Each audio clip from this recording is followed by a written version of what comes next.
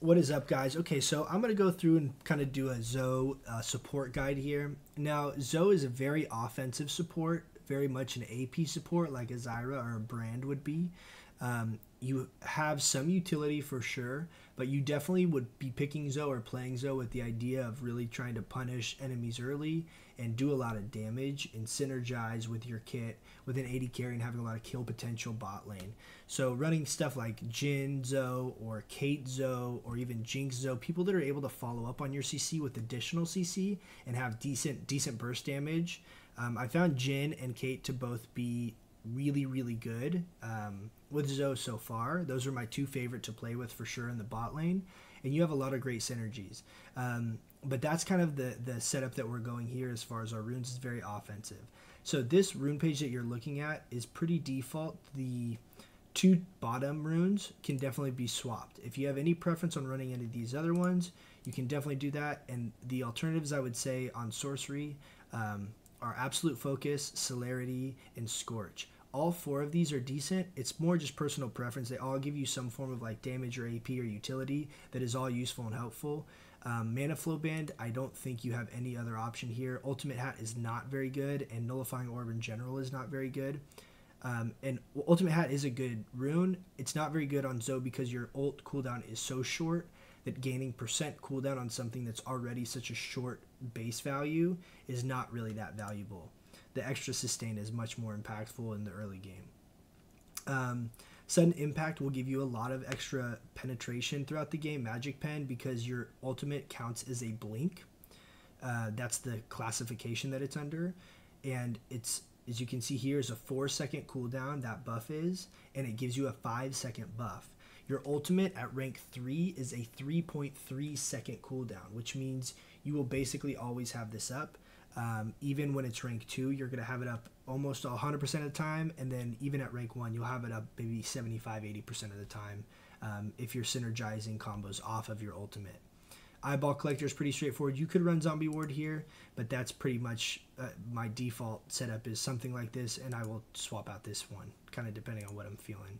Still haven't played around with this enough. Scorch is very good raw damage, 4% move speed, kind of just whatever. Pick whatever you want to do. Now, I think the most unique thing that I have in this setup, though, is I'm running Domination as my primary tree, and I'm running Electrocute as opposed to running something in Sorcery. Now, a lot of people will run... first, before I show, I want to point out the damage of Electrocute. Electrocute has 0.3, so 30% AP scaling with a top-end damage of 220. Front-end damage level 1 being 50, right? So 50 to 220 with the 30% scaling. It does have a pretty significant cooldown, but just let's talk about the raw damage, okay? 50 to 220 with 30% scaling. Now, if we go to Sorcery, Arcane Comet's the only real viable option here, in my opinion. You can see it's 30 to 100 base damage and only 20% AP scaling. So it's 2/3 of the scaling that you're going to get from any bonus AP, as well as about half of the base damage. Now, it is going to proc more often, but it's kind of randomized. It's not guaranteed hits ever because of your kit, and it's not nearly as bursty. The alternative on this tree is you can run Airy, but Airy just got its damage nerfed, so it's even weaker. It is going to be up more often, and it's more constant damage. However, ZOE's complete kit is very much so like super high burst. So in my opinion, you can run your Electrocute where you land an E, a Q, and one auto attack will proc Electrocute and really just synergizes perfectly with your kit and what you're trying to accomplish, which is basically to provide a lot of damage, a lot of pressure, and really try and burst enemies down. So I'm going to just pop into a quick bot game to kind of show a couple of the combos, and then I have video footage of the last game that I just played that I can kind of show you in real time, but it's kind of helpful to walk through these combos in the training mode, just so that you can kind of see how they lay out and kind of what you're trying to do positioning wise. Now, a lot of people have landed, my load screen's going to take just a second to pop up here, but a lot of people at higher elos that are playing ZOE are having some success with her, but a lot of people are not landing her E or utilizing her E to its fullest potential, in my opinion, when I'm watching people kind of play her. So let's go through. I'm gonna buy, so this is basically like my default build is these 3 items, right? I'm gonna level up here and kind of just briefly walk through the abilities, just so you kind of get an understanding of her kit, because I know her kit is kind of confusing. Everyone kind of knows that you can ult around and like you basically are trying to like land these crazy long Qs that hit really hard. Like that, people know that, but there's a lot of additional parts of her kit that are really important. Her passive is basically a Sheen or Lichbane proc, where it gives you bonus damage on your next auto attack after casting a spell. One thing that's important to note with this is that it does actually give you 2 procs if on your Q. So the first cast of my Q gives me a proc, and then the second cast gives me an additional proc. So as you can see right there, that alone procced my electrocute. So that was a Q auto, right? And so I'm throwing the Q out, my passive procs, I throw my Q back, and my passive is procced again. So it's not unique spell cast, it's like this gives you 2 casts, your E will give you 1, and your ult actually does give you a stack of it as well. It only gives you a stack on the cast of it, right? So like only the moving of it will, but you can ult somewhere and then come back and then auto, and you'll have that passive still up. So it's really important to kind of understand that and utilize that damage where you don't want to, if you're trying to like in a one-on-one duel, you want to utilize your passive, because that's going to be the difference of you winning or that duel or not. Your Q is pretty straightforward. The more distance it travels, the more damage it does. This is like what all the montage videos are showing right now, is basically just max range Qs hitting really hard. Pretty straightforward, really fun ability to play with, but pretty straightforward once you kind of understand the double cast mechanics. You can recast it whenever you want, and the range is based on the range off of you at any given point. So you can utilize that with your ultimate and really extend the range out, because it's based off of your range at that point. Will mark the ground and the Q will travel to that distance. Your W is your only form really of any kind of escape or safe mobility to get out of sticky situations. Obviously this is the ability that lets you pick up summoner spells off of the ground or active item use effects. However, it also does give you a small boost of movement speed, as well as 3 orbs that will surround you and deal damage to enemies. Now the movement speed is really the thing to kind of take note here. The damage off this is very negligible. It can definitely be the difference of you getting certain, like, you know, killing blows or not, or especially early on, but most of the time you really want to understand the move speed, because using that move speed can really enhance the distance you're able to do damage wise off of your Q, as well as maybe land an E that you wouldn't be able to otherwise. But you can see here, if I level it up, the move speed goes from 10 to 25%, and the duration gets increased by half a second. So there is a pretty significant move speed bonus if you were to level this, you know, first or second.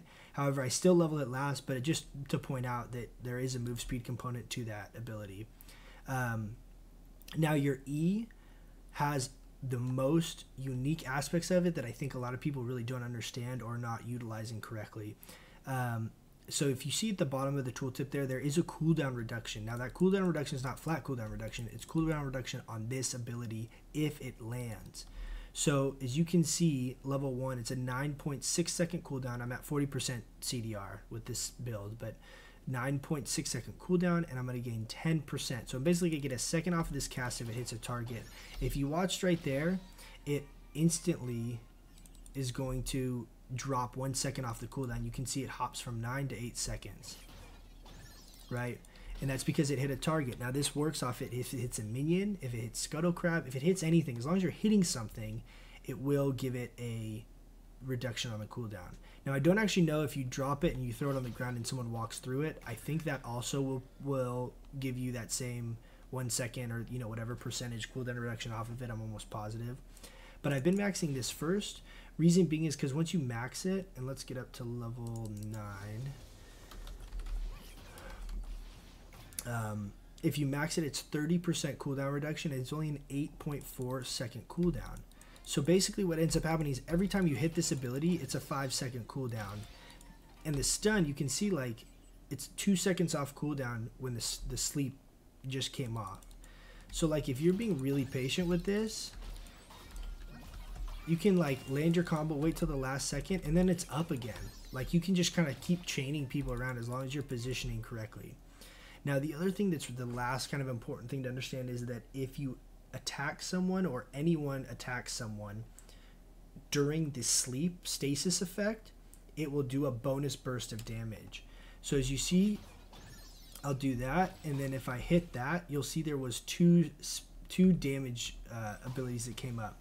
The 120 is my Q, right? So if I hit him just with a straight Q, 110. Okay, if I land my E, it does 140, and then that will do 120 and then 111. That additional 120 is the damage, the second burst of damage off of my E. So that's really, really significant. So all of your combos really have to start with landing your E, and it's not an easy ability to land. It has a lot of mechanics to it, and you really got to kind of get familiar with it. But once you start landing a lot of E's, you're able to set up a lot of plays. And even if you're not getting kills, you're doing a really significant portion of people's health, and you're usually doing it pretty safely and not getting yourself in bad positions. Now, one thing that's also really confusing about this spell is that if you look right now, there's a pink bar and there's a blue bar. The blue bar is a fixed distance that the spell will travel from wherever ZOE is standing. The pink bar will completely change depending on the terrain that it's going through. So for example, say this the blue bar is 10 feet, just for argument's sake. If I'm 5 foot away from the terrain, it's going to go through the terrain, and then it's going to go another 5 feet to right here. If I'm up against the terrain, it's going to go through the terrain, and then it's going to go 10 feet all the way through the terrain, because I'm not absorbing any of that blue bar distance on this side of the terrain. So that's really important to understand, because you can synergize that with your ultimate and gain a lot of distance. So for example, if I'm sitting back here and I'm trying to throw my E way over here, and I throw it this way, I'm kind of far, right, but I'm able to land it right here. Whereas if I ult this way and then I throw it, you're gonna see, and that time it bugged out. It's done that some. I think that's like a glitch. Let's try it again. Yeah, there, it went that time. But that went farther than the one before that landed like right here, right? And it's because I was up against this from the ult. There's a couple times, like if you saw that one, and I'm pretty sure it's a bug, but you'll be right at the terrain, and certain positions, I don't know if it's reading, but it will stop right here. Like, and you can see how far that was. Like, that's crazy. So if I go, I kind of was in a weird spot, but you get the idea. Is that once you start getting really comfortable with this, and you're able to utilize, yeah, seeing like right there, I ulted from here and it landed right there, and that's happened a bunch. I think it's some kind of a bug though, where it's not registering the distance you are from the terrain. Anyway, the point I was really trying to prove is that if you're close to the terrain when you cast it, it will travel that fixed blue bar distance on the other side of the terrain. If you're over here and you throw it, it's only going to travel a short distance because you've eaten up a big chunk of that blue bar right here. Okay, now the other big component of this is it can only travel through one piece of terrain. So even if I'm hugging this wall and that blue bar distance is longer than this, if I threw it through here, it's going to stop right at this wall. However, if there's people fighting right here, and that's really what I'm trying to get my E to hit, I can ult over this wall, throw it through there, and it will land on that side. Now, in this scenario, that's so far away from me, and I've already used my ult to pull that off, that I'm not going to be able to follow up so quickly with my Q damage. However, my team might be able to collapse. I might be able to peel for my carry. You can do a lot of different plays where landing your E is honestly a lot of the times going to be more valuable as far as what you're bringing to the table than landing a higher damage on your Q. Right, so, and the other thing that's important to note is once that person goes to sleep, you are going to get the double proc damage off of this. So it's not like you're not doing any damage. You're still doing great damage and providing CC and landing this so safely because of how far you are. You're not going to get hit, right, from anywhere over here. You're fine. The amount of safety you gain from pulling off combos like that is really valuable. Now, the other thing is that you can, for example, if I'm trying to land, let's say, something right here, right? Because they're fighting here. It's going to be hard for me to throw my E and land it right there, but I could go like this. Oh, my E's off cooldown. I could ult over the wall and throw it back that way to make that a little bit easier, because if I throw it this way, it's not going to land as far, right, if I'm trying to do it directly. So a lot of times you can ult over terrain and utilize that to really make up distance that you can't otherwise, or position it to let it travel all the way through the terrain, and you might not have that same angle if you just throw it, you know, by itself through the terrain, if that makes sense. A lot of times that can really throw a lot of people off guard, because they'll see you, for example, if we're contesting this, they see me here and I ult this way and I do that. Oh, seeing it bugged out again, it like stops right here. It's really frustrating, because sometimes when it does that, but you can see here, like that distance is huge. Whereas if I'm going to do that and throw it here, like very different, right? And so you're able to throw a lot of people off guard and get a lot of picks by doing stuff like that. And again, you're using your ult to create that play, and not do a bunch of bonus damage on your Q, but that's insanely impactful, and you're still able to like get a bunch of damage off and still pull things off. But it is important to kind of understand that being able to position yourself with your ultimate and then throw your E through terrain really is going to give you, like, look how far that hit from being standing here. You know, and if they just saw me like run back like this, they're not expecting my E to hit all the way out here. Like that's not what they're planning for. And again, you can just do it the other way, right? Like you can do the same kind of stuff from other angles, and that's really where ZOE's power, in my opinion, from the games that I played with her, really comes in at, is by pulling that off. Now, the other thing I just want to mention real quickly about your ult is that it is important to understand that you are going to go back to that same spot in about 2 seconds.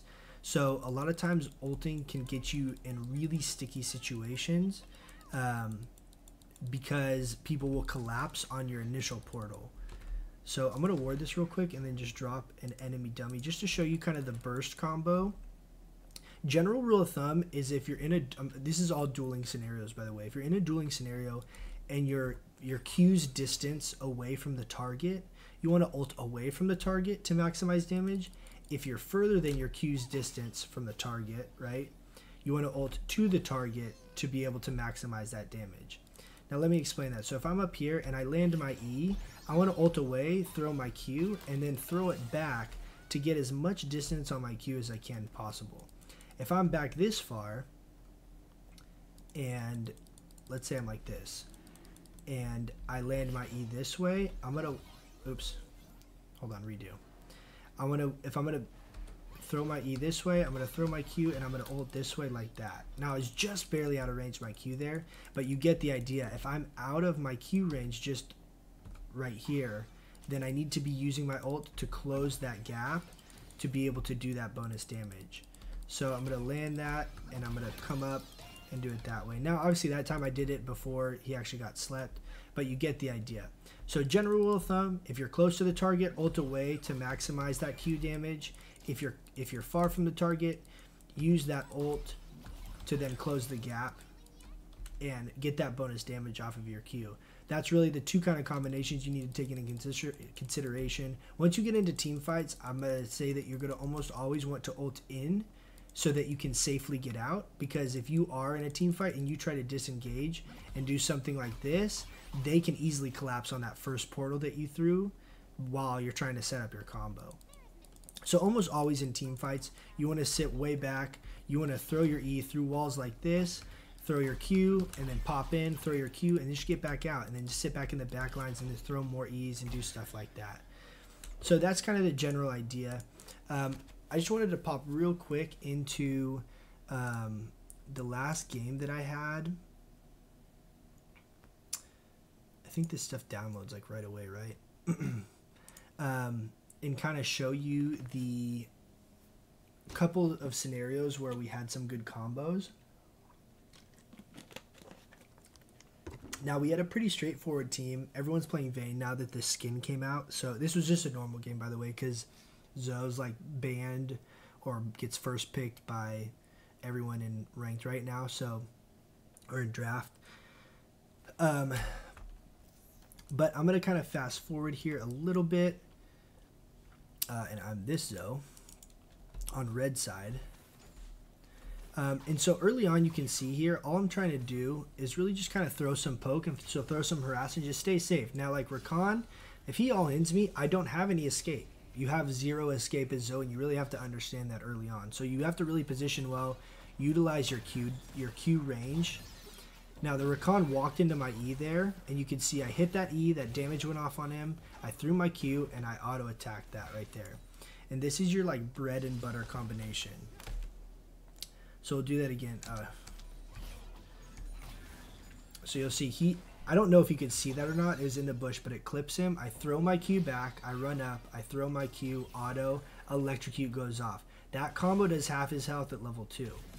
Now that combo's up again in like 8 seconds, right? There's no magic to that. It's just landing that successfully. Now and you can see there, like I threw it at an angle back, and I threw it back. You have a lot of ways you can play with that Q damage to kind of harass. I'm trying to remember. We got the first kill here was, oh, see, and he did it again. And I knew I was going to be able to utilize that and get that first kill. So let's rewind that back. So he walks into my E again. And I don't know if he's like being cocky or if he like just doesn't understand the mechanics. But I throw my Q back. I run around the minions so that that line isn't going to hit. I ignite and I auto. And we get that kill. Very straightforward. Very easy. I end up not being able to kill Vayne here, I remember. And he died. And there was not really anything else. I had no summoners. I had almost no mana. Nothing else I could do besides what I did. But it was okay. We kind of just CS a little bit. Nothing too crazy. Oh, let's actually look at that. I somehow just killed her. I don't remember what happened. Oh, I landed an E on her, I think, here. So I'm just farming. I do have my mana flow band is up right there. I snipe that E, throw the Q, land that, electrocute goes off, and I know I can flash auto. My W proc there as well. With the bonus damage is what actually got the kill. The bonus like orbs off of the W. But so hopefully you're able to kind of see a handful of plays early on that you can make to try and kind of have some high impact early on. I did go and pick up Ghost. I don't know why it's not locking on me.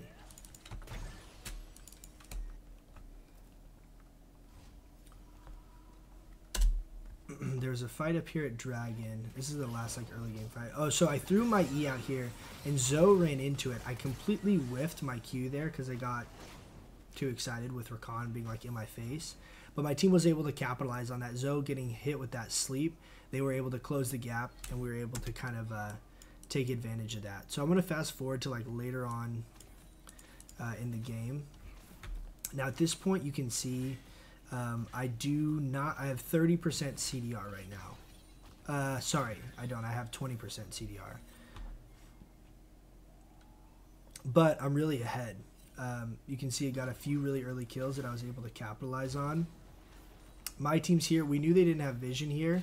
At this point, what I'm doing really is trying to sit back here, throw my E's through this wall to kind of get into the backline behind the minions and land it on someone and then combo in after that. And that really provides a ton of extra damage, a huge amount of extra damage. And if your team has any ability to follow up on it all, you usually can guarantee a kill. But we go back here. Nothing exciting as of right now, no kills. But you can see like that. I'm running around and they don't know where exactly I am. They don't know exactly what angle my E is going to come from. We landed on Rakan here. I throw my Q back. I throw it forward. And we almost get the kill just right off the bat like that, which is crazy. Now this was a... Oh, here. Let's... So let me... I want to slow this down. Let's go back and replay this. So we get that good damage off on Rakan.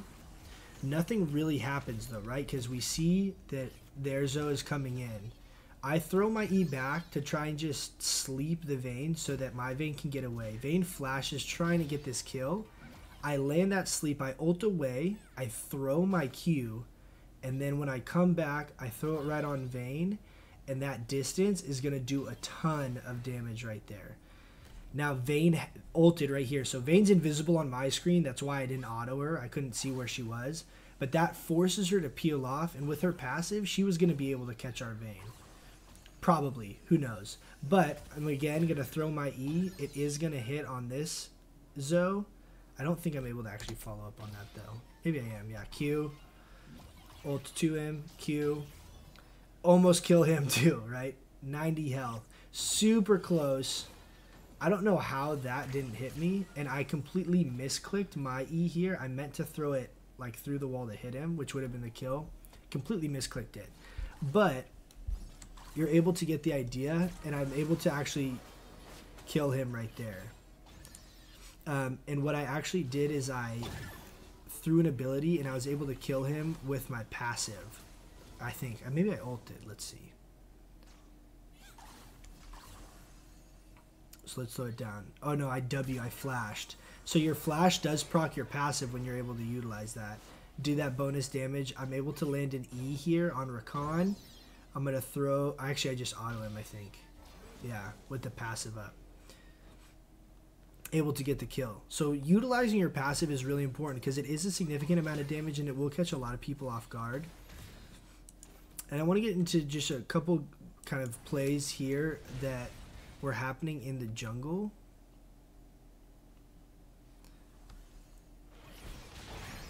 So you can see here, like, Wukong kept killing me. He got me a couple times. And I just flashed out there because it was about to run out. That was my W flash. But so in this scenario, what I'm doing is trying to stay kind of in safe spots and throwing my E, because you can see when someone steps in this, you can see this animation. I ult in, throw my Q, I'm able to get a kill on Rakan. I see Lee here. I'm like, oh shoot. So I start trying to run back. He hits me with that. I throw my E right away so that he can't get that damage off. I'm not able to actually kill him here. But I am able to get some damage on ZOE. And I ult out there and I actually negate ZOE's damage. ZOE had hit a Q and that ult actually did save me. Anyway, I'm just trying to give you guys an idea of kind of different ways you can be throwing your E. It completely whiffed there. I did my combo wrong. Vayne also tumble ults towards me, and I don't have vision on her. So I didn't know she was right here. So I was setting up a Q, and then she just popped up in the bush, and she ends up killing me right here. But just there's a ton of ways you're able to set up your combos in the jungle. And against walls. So let's see. I think here I'm starting to throw my E's. Yeah, here I catch Vayne. So I throw my E through the wall. She's not ready for it. I Q back, ult toward her, throw my Q, and Vel actually kills her before my Q hits. But my Q would have hit, and I think my Q would have killed her, almost positive on that scenario. But you're able to see, you can basically just play in the backlines, be really safe, and just land your E's and let your team kind of follow up on those setups. I hope you guys enjoyed the video. Let me know what you guys think. I know this is kind of a weird format, and a lot of videos aren't like this format-wise, but I felt like this was the best way to kind of give you a bunch of information and a bunch of different scenarios and situations where you can't get them otherwise. So thanks so much for watching, guys. Appreciate it. Please comment, rate, subscribe. Let me know what you guys think, what you guys want to see, and I will catch you guys on the next one. Thanks.